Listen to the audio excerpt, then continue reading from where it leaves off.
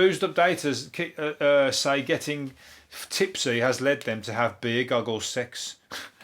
That's all right. Well, that's the best thing. If you're going on a date and everything's going well and you're getting drunk and you're getting on, even if you don't find each other attractive, you can still feel horny. You can still fucking feel like, oh well, you know what, might as well get down or get. I mean, depends on where you got to go, because somebody's got to invite somebody back to somebody's house, isn't they?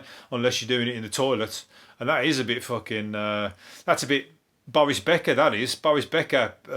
His most expensive 15 minutes of his life, wasn't it, when he met a woman in a restaurant, took her in the broom cupboard, had sex with her, and he tried to deny it. But that child, 100%. You look at that child.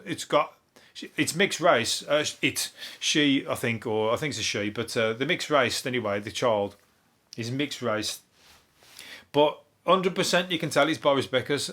There's no denying it. He could walk into court and try and deny it, and the judge would go, "Are you taking a piss? Have you seen that child's eyes? That's your face on a baby. That's 100%. I'm not even going to bother wasting any more court time. You're paying for it. That's it." And he's had to, and that's why he's skint. Anyway. So if you're going to have beer goggle sex on your first date, then at the very least have protective first sex, because that'd be a wound.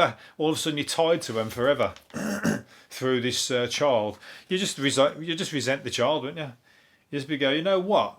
You have cost me a lot of money, and it's only because I had 2 extra San Miguels. I wish I'd have just gone and had a coffee and said, did the old.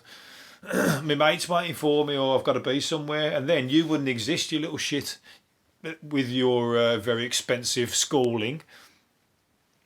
Why couldn't you go to comprehensive school like me and everybody else? Why did you have to go to private school? Because your mum's a fucking gold digger, that's why. Anyway, moving on to the very last one.